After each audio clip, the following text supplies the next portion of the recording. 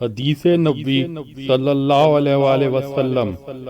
رسول اللہ صلی اللہ علیہ وآلہ وسلم نے فرمایا، اللہ تعالیٰ نے میری امت کے دلوں میں پیدا ہونے والے وسوسوں کو معاف کر دیا ہے جب تک وہ انہیں عمل میں یا زبان پر نہ لائیں۔ حدیث نبوی صلی اللہ علیہ وآلہ وسلم۔ جو شخص کسی تنگ دست کو مہلت دے یا اسے قرض معاف کر دے تو اللہ اسے روز قیامت کی تکلیفوں سے نجات دے گا۔ حدیث نبوی صلی اللہ علیہ وآلہ وسلم۔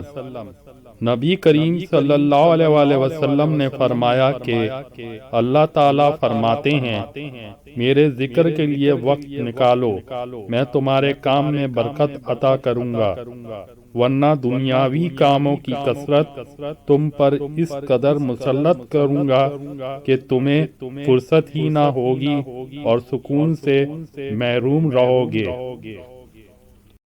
پیارے دوستوں، ایسی احادیث سننے کے لیے چینل کو لائک اور سبسکرائب ضرور کریں اور بیل آئیکن کو بھی ضرور دبائیں تاکہ آپ آئندہ مزید احادیث کی ویڈیو دیکھ سکیں اور دوستوں سے بھی ضرور شیئر کریں۔ جزاک اللہ۔